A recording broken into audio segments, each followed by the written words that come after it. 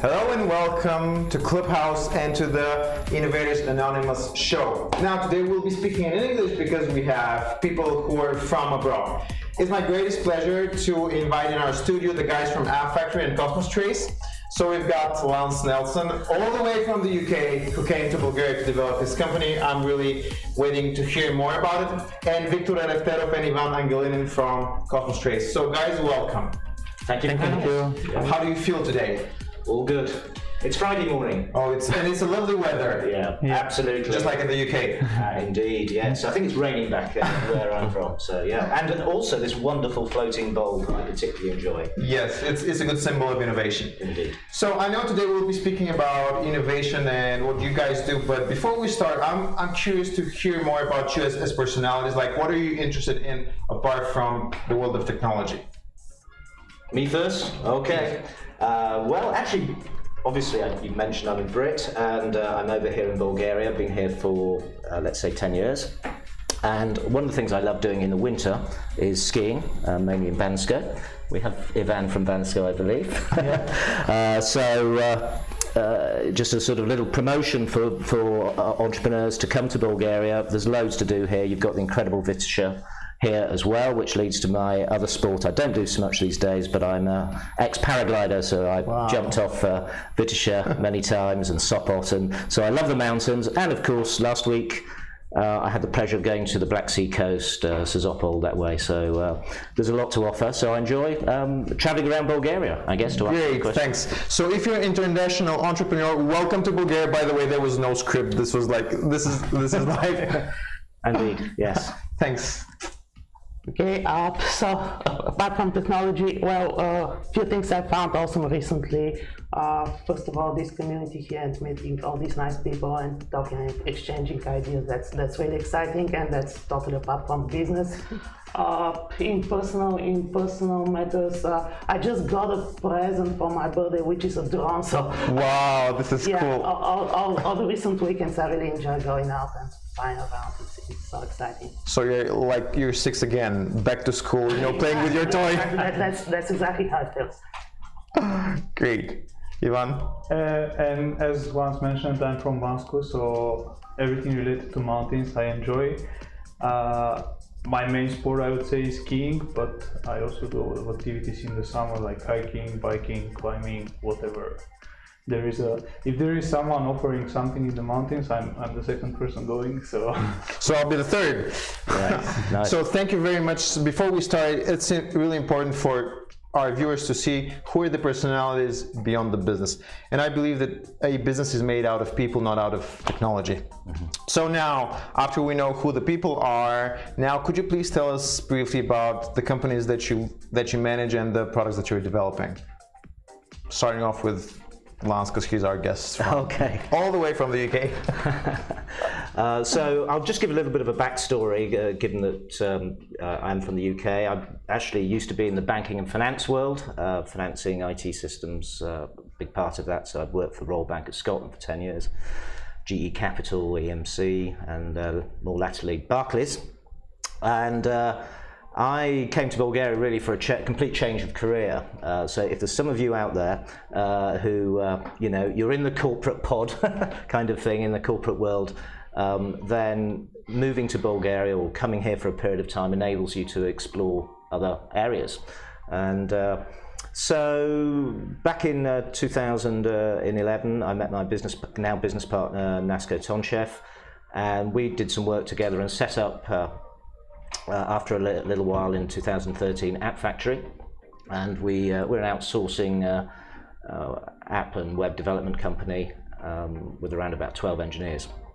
And so as we grew, we also realized, in fact very timely, almost a year ago, obviously we had the COVID lockdowns, we have the business Zavedenia, which Bulgarians will know is a listings site and app and table booking. And it had been on our mind for some time to go into the market of restaurant ordering. Now, of course, everyone here will know the big names, obviously not in Bulgaria yet, at any rate, Uber, and of course, Just Eat Takeaway, Glovo, and Food Panda. And we actually had the domain name order.bg, doing nothing. And we'd actually had a couple of our restaurant clients, in lockdown, saying, can you help us? So what we did is, I think one of the things when you start a business, you look back and you think some of the mistakes that you make. We were so sort of feeling quite, not clever, but grateful to have our order.bg domain. We have an existing app development team, front end, back end, and database, and all that good stuff. So we felt we had the ability to build something new. So the idea is that we actually started building online ordering software. But our mistake, if you like, was thinking that we wanted to try and compete a bit with the existing food aggregators, as they're called. So whilst we developed and still developing, obviously, the software, we're also linking in the delivery piece. So working with delivery organisations. So, but actually, our core business, which really came out of that, is called ordermoon.com. And this is the actual software to give back. So the value proposition, as they say, is to give back the power to the restaurants. The data, my colleagues here, I'm sure, will be talking about data, but most of the big companies that we use, be they Google, Facebook, Apple, etc., they've got big using data. And what the restaurants were telling us is that we need to have loyalty. We want our customers. We don't want to give our data away. So this is where we came in, and we managed, using the order.bg brand, if you like, get a minimum viable product working, all works great, and continuing to develop the online ordering software under the brand Order Moon, which our plan is to launch in the UK and some other territories at the end of this year. Thank you very much. So we'll be talking on how you can, if you're in the outsourcing business, how you can actually create a product to market yourself and how to go through this transition. So that's right. We're going to be back in a minute. So the guys from Cosmos Thrace, what do you do? Okay, so we started Cosmos with myself, Ivan, and a few other partners, like end of 2019, with the idea to utilize artificial intelligence, machine learning, and all that technology to solve business problems. We started looking somehow in a different way that probably most AI startups look at this. So we didn't start thinking about how we can utilize this tool set and what problems to solve, but we started with looking for actual problems in the industry, because the technology is very broad nowadays, especially around machine learning. You can solve too many problems, and it's the way going from technology to problems. I don't think it's the right way. So we started speaking with a lot of people in various industries. So mostly that's the Bulgarian manufacturing industry, and apart from that, and more worldwide, it's more about the personal development focus and how we can digitize all that human-specific relationships with e-learning, with personal development, and so on, with the specific challenges that bringing something online will be facing. So that's how we started. We spent last year mostly, and Ivan will probably talk more about that, mostly building our technical team. So our journey so far, it's been, and it feels like, it's a year and a half, but it feels like it's been much longer. It's been mostly evolving from a bunch of technical guys, all with a different background, into a company that can have all the necessary functions to be, I'm not saying self-sufficient, because we work with a lot of partners, even here in Sofia Tech Park, but evolving from a technical team to a fully functional company with all the different functions like marketing, operations, sales, and so on. So this has been probably one of the big challenges for us as a technical guys who co-founded the company. So you're both technical guys, right? We're both with technical background. Okay, do you have like a business person in the company, or you're the people also running the business side? So that's one of the things we quickly realized maybe end of last year, that we need to put our business heads on top. We cannot outsource critical parts of the business. So as founders, we also cover these functions, although at the moment we also partner with other specialists in the different areas. Okay. Yeah. Thanks. So going back to my curiosity, could you please tell us the path on how to build a product business based on your outsourcing experience? Sorry, could you repeat the question? Yes. How can you create a product business, like a product, based on your expertise in the outsourcing field?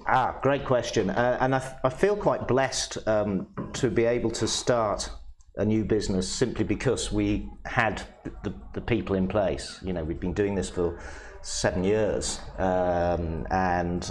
so if you have got an outsourcing business and you've got a good team, and then to find the product right for you, you also need to be interested in that area. So whilst we had a very nice and still growing outsourcing business, we had always kept with the restaurant end of the business. So whilst, as I mentioned earlier, perhaps our focus was slightly wrong to start with. Obviously we fixed that now, and of course we're less than a year in our journey, so still an awful lot to do. But having a team, having something that you have good connections with, I think is very important. So you have, you obviously can always have more connections, and you can always have a better network. I absolutely, totally agree. You also, you hinted on the business side as well. You know, it's not just, my business partner is amazing. Sorry, he can't be with us today, Nasko Tonchev, but you do need someone to handle the business, and you do need to have a marketing and sales piece as well, which of course is all incredibly challenging stuff. So it's not just a technical piece. So yes, as an outsourcing company, you may not be so brilliant or focused on the business side or marketing side. So it's not necessarily an easy journey. It's certainly an advantage. It's been a huge advantage for us. Yes, absolutely, because we haven't had to learn how to deal with the development team or start outsourcing stuff ourselves. We've kept everything in with our existing team. Wonderful, thank you very much. So going to your startup, have you had any business endeavors before starting Cosmos Thrace? I personally did not have any. It's the first one for me as well. Okay, then could you please tell me like some of the lessons learned of the first-time entrepreneur? Like, what are some of the mistakes and your failures that you went through, and also what are some of your success stories that you'd like to share? I don't know, for me probably, I would say that from outside it always looks easy, and then you get in and you realize that there are so many more things that have to be considered and you have to work on. And the other thing is that, especially for me, like basically coming pretty much straight from the university, getting used to like kind of having to lead people and take these decisions and like hold behind your decisions, that was interesting, and still growing in this role, so to say. And yeah, maybe from my side, it's also been a challenge. We had this different mindset at the beginning that once we figure out what our exact offerings will be and our services, we can go directly to clients and start selling. It turned out that we're missing a few steps between these goals, and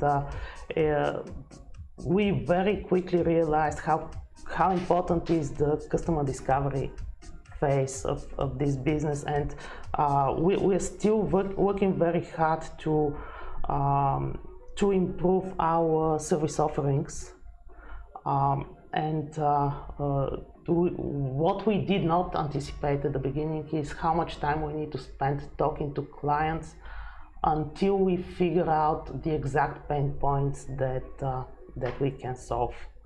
And that has been a challenge. Maybe one can talk more from technical perspective, but in the manufacturing industry, and Lance started actually talking about data.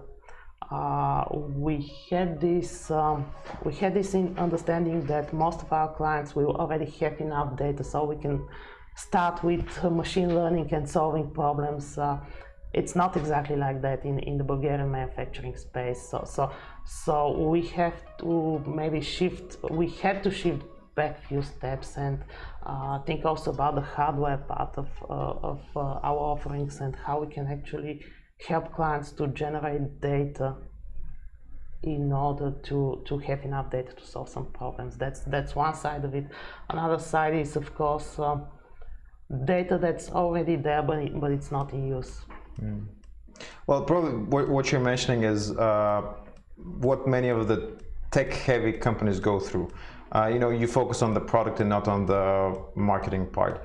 I don't know if you're aware with this report of the Startup Genome, where it explains the types of startups and how they're started. So usually what especially tech-heavy founders do, as I mentioned, you go develop a product. And this is something that, in general, many companies do as an error, while it would be much better to simply go see what your customers want and then start building. But, it's all reversible, and we all learn on the way. Now, because you kind of both mentioned data, let's say, because the people that are our viewers usually to the Innovators Anonymous Club are from whole different backgrounds. So if I'm a entrepreneur, I want to have my startup, but I still don't know where to go and what to do. Would you recommend if I go into the data analytics business and then the AI and machine learning part, if I don't have this as a capacity? So shall I deep dive into this matter, or shall I do something else? What would your recommendation be? Well, we initially, when we started, we did not have the capacity, so we can serve as a good example. And Ivan had the challenge. It was more like a personal challenge for him to build this capacity inside the team. So he can for sure tell you a lot more about this. I think that it's actually not that hard to learn how to use these advanced technologies. Nowadays there are so many resources online, and you can pretty quickly, if you have any technical background whatsoever, you can pretty quickly pick up most of the techniques. And it's really nice that there are even more and more services and other offerings that enable you to just try them quickly and see if you find them interesting and so on. I would say that, at least for me nowadays, it's hard to, in AI and machine learning specifically, it's really hard if you want to be on the cutting edge and kind of develop new techniques. But if you want to just apply something, sometimes it can be done with a few clicks without even coding. So I would say, if you have the passion for it, for data, and for doing cool things with data, then I would totally recommend trying. Good, thanks a lot. Now, could you both tell me what has helped you the most in developing your business? Actually, I'm going to link to something that was spoken earlier, and I think if there's one thing you take away from this, certainly from our experience, it is to work closely with a handful of customers, and get the product fit right, market fit right. So, as I said earlier, our mistake was thinking we kind of wanted to be a competitor to the big boys, if you like. And once we really started working with 2 or 3 larger venues here in Sofia, we started to realize actually that's not what we're really about. It's not what we should be doing. And we should be really removing pain points for a few customers that know well. So they're happy to things being rough around the edges. They're happy it's all beta, because in a way we've achieved to quite a long way down the journey of making a restaurant, or it could be a restaurant chain, really their own Uber, so they can outsource delivery. There's even a few here in Bulgaria now, but in other European countries, in the US, there's rider groups, all that. So all that bit can integrate with our software. And of course, then we realised we really, seeing the pain of a customer, and I think all of you have probably been to restaurants with these tickers on the desk. There's usually 3 of them, and some places even more, but there's always 2 these days. And we realised that our software needs to work with the big people. So that they have huge pain, those orders coming in, allocating them and all that stuff. So we've got a lot of expertise in image and pattern recognition software. Thinking ahead, what we're actually doing now is working on removing that pain. So as part of our software suite is to for restaurants to take the app and just take pictures of those orders coming in from the big aggregators, as well as orders coming in from our software on their website and Facebook page and so forth, and Google. So there's that, and then using your existing experience, which we had in listing and table booking, is to think about what you can add to the without overcomplicating. And of course, this is always the challenge, isn't it? We all know we need to have something simple you can understand, and but you've got to look at the customer. What pains have they got? And people are saying to us, this is actually really good. So we have the software, and you guys can do the table booking as well. Yes, and the listing. So we've got all that. So it's now sort of closing that whole circle. But I do accept the point, and I would say that is, don't initially think you can do everything and be all things to all people. Just do one thing very well and reduce the pain with the customer, but spend all the time with your either your ideal customer or your supporter that's in that market. Really build a good relationship with them and spend all your time with that to make sure that your fit is going to be where it should be, instead of thinking you need to get loads of people quickly and look good and all that stuff. So that's how I would answer that one. This is great advice, thank you. Now I have questions for you guys, because you're a relatively young team, and especially tech companies, many of the international companies come here because of the talented people that we have. And now many of the tech companies that I speak to, they say that it's relatively difficult for them to grow their team, to find the right people who would be dedicated. Could you please tell us more about your team? How did you guys create your team, and then how did you grow it? And what is your secret sauce of retaining these people to stay with you? So I would say maybe how we build a team. We started obviously with connections and people who we know from the past, people who we know would have the passion to jump into a new technology just because they believe that's an interesting domain and they can focus on this. Secret sauce about the team, I would say we generated quite a diverse team.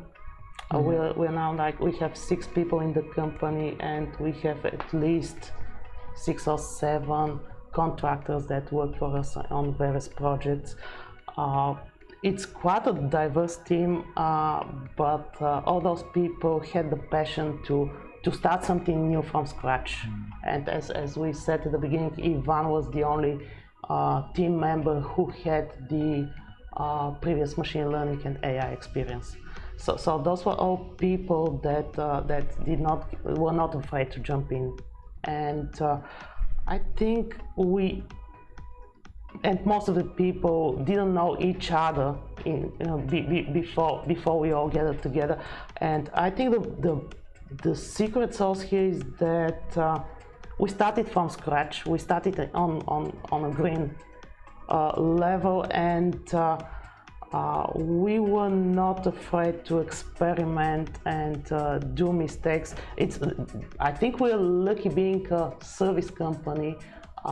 So we didn't start with one big idea that we want to pursue in our way forward until whatever happens. It started. We did a lot of mistakes, but they were all small mistakes that we learned from, and it was kind of incremental way going forward. I think the best thing for our team is that people not knowing each other from before, this allowed us to create a unique culture. Not having to inherit something from whatever past experience there was. Yeah, and I would say that for me, probably the secret sauce, so to say, is the to be patient and just give people time to grow in their role. I would say that although everyone had some technical experience, as Vicky said, no one had particularly experience in machine learning or whatever, but now we have some people doing pretty cool stuff. And it was not evident from the first few sessions with me that they would be good machine learning engineers. So I would say that yeah, sometimes you just need to give people time and just help them discover what part of the field they're really interested in, and then they will do it by themselves. Great, thanks. So from what you guys said, like the bottom line is give people time and don't do companies with people that are your friends. Yeah. So Lance, there's a question, like before we started the live session, it's something that I asked you, but I'm still curious to learn more, is how on earth does a Brit come to Bulgaria to develop one's business? Because unfortunately I think that Bulgarians, we take for granted everything that we have. So I would be interested to hear like your perspective. When did you come to Bulgaria? What did you choose? Like at the beginning you mentioned briefly, but I'd like to hear more on the business side. Okay, sure. So business and life are one, really. They're a mix. So there's always an emotional attachment. You have to be happy where you are. Actually, it was Bansko that brought me first to Bansko in 2005. So it was the second season of Bansko with the new lift system. And then the desire to build a business. So specifically, it became very obvious to me, it was actually exactly 10 years ago, almost to the day, that there was incredible talent here. And it was probably September, so in 2011, when I met my business partner, Nasko Tomchev, that I realized and met more technical people that there was incredible talent here, and that I had this desire to build a company. And but you need talent to do that. And going back to the bit of your last question of secret sauce, it's like I realized, because I've been used to managing teams remotely, and funny enough, my business partner, he'd done an MA, can you believe it, in remote team management. So our little secret sauce was to employ the very best people, high level in the main developers, and say, look, you can work from home. And everyone says, well, there's nothing unique about that now, is there? But actually, going back a number of years, it was. We just said, look, some of the best people are slightly maverick. They don't want to be in meetings all day. They don't want to be disturbed. Yeah, they don't want some big corporate culture put on them. By God, I've had my fair share of that. So I was quite happy not to do that to these guys. And so we realised that our little secret sauce was to let people work from home. Ask them usually to come in once a week, so we'd build up a culture, we'd go out and all that good stuff. And actually that worked very well for us to unleash the talent here. So I mentioned, we talked about some of the things that we do here, but when it comes to business, it is about being able to have the right culture, the right work ethic, the smartest people possible, to either build something yourself or work with a team. You can do that here. And I'm not the only one. There's lots of us doing it, and the environment is very nice. There's obviously got a great co-working centre here, Grow Working, at the Tech Park. But of course, you can go to Bansko, and there's 3 co-working spaces. Even actually the 4th now. Sorry, or Plovdiv. There's several there now. So it is a good place now to plug yourself into a community of people. And I reckon you could turn up here with a vague idea of what you want to do, meet enough people and find a partner and start building something. So I'd say, so if you're watching this and you're not sure, come and give it a go. Also, you can afford to do it because you're not going to spend all your money on your rent.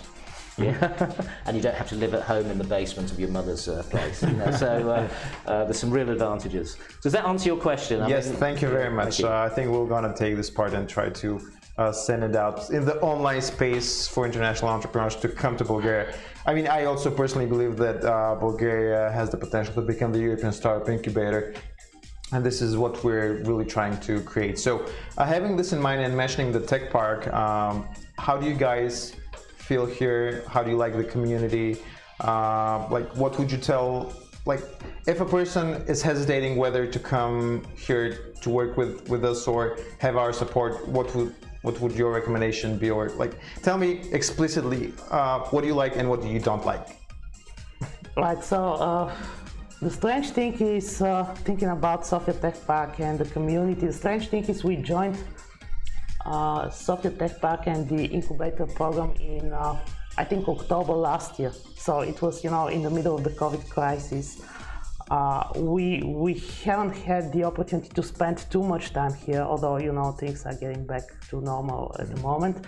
But the strange thing is that although we kept working mostly online, we still, from the very beginning, we had the feeling that we're part of a community.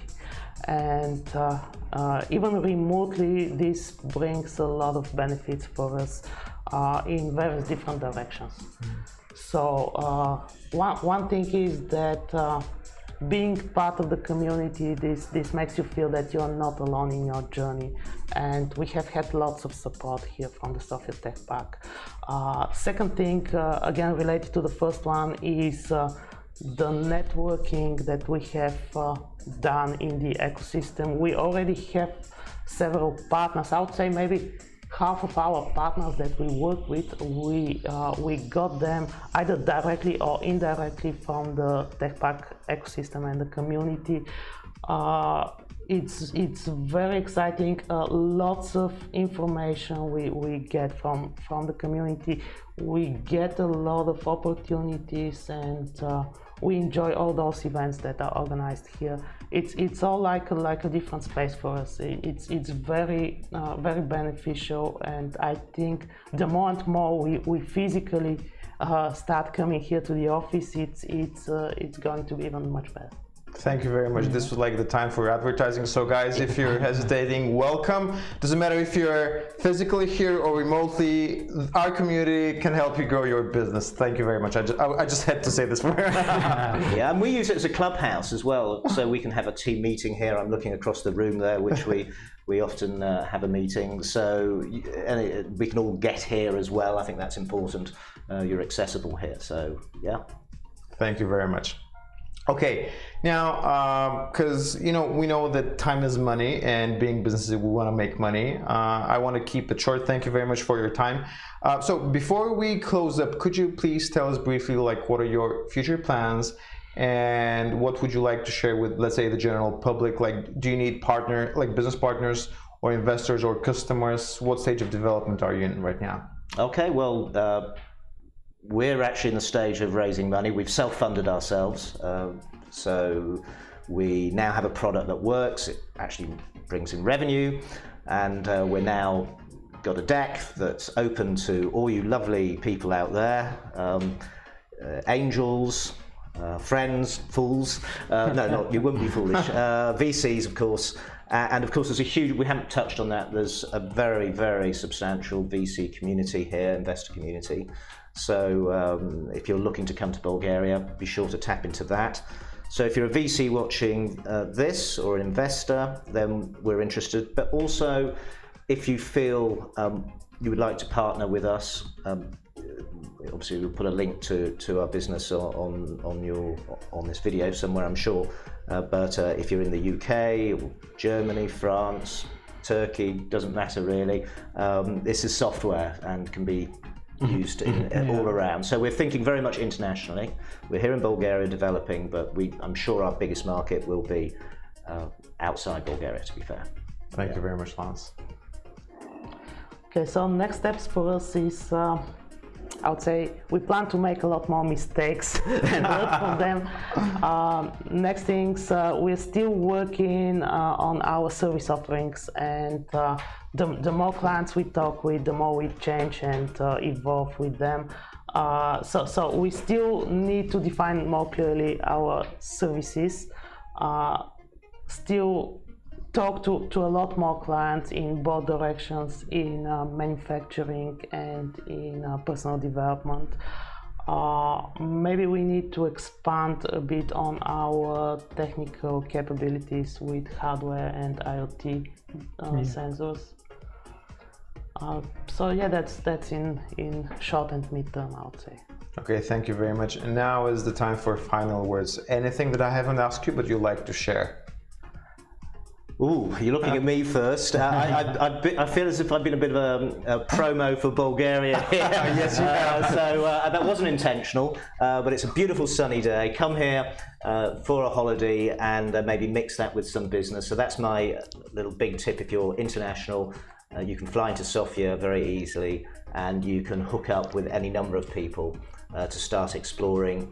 And if you are like me, you know, obviously I'm not as young as these guys, and you've been in the corporate world. I think this is quite important. You've come straight out of university, so there's a lot of people, maybe as many as 50% of the people, I've got no idea, but there's a certain percentage of people who had a corporate career, yeah, and you're going up the greasy pole or climbing the ladder, and you know, after a while, you're just wondering, you know, what is the point of this? I don't really believe in for example, the wonderful work of a particular organisation that you're working for. It doesn't fully align with your values, and if you really need to think about, do you want to stay there? Have you got the inner entrepreneurial desire? Can you get yourself also, if you aspire to this is my tip, to put yourself in a position of low risk. I'm an ex-banker, so I'm always thinking about risk and probability. Okay, and I find that very useful because we all underestimate risk, and we all know when you go off onto a venture, there's going to be a very rocky road there, and things are twist and turn. But the thing is, you want to get yourself into a position where you can actually try something. Life is short, so try something. But whilst you're earning an income, if you are for a corporate. To ensure that you save and make sure that you are not committing yourself to great debt that means that you can't have that freedom. Maybe I'll leave on the word freedom because I think that's incredibly important, and that's, I think, what many people come to Bulgaria, foreigners, we like that. We can go off and build things. And you know, if you're looking to do business anywhere, make sure that you can do it at a low risk level. Don't stake everything on this. So make sure that you can feed yourself and put shelter over yourself in the future. So that's my big tip. Thank you very much. Ivan, Victor?